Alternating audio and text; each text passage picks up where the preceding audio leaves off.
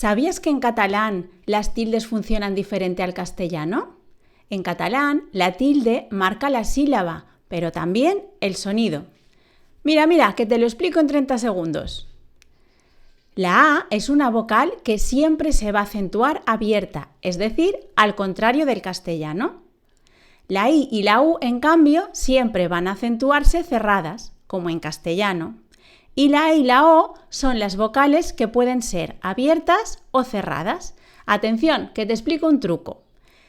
La E y la O casi siempre son abiertas si la palabra es llana y las encontrarás cerradas en palabras agudas. Vamos a practicar. A, allà, àvia, pàgina. E tancada.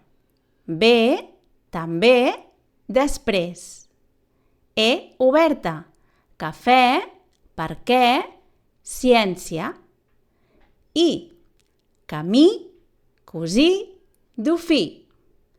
O cerrada. Avió, camió, botó. O oberta. Mòbil, arròs, repòs.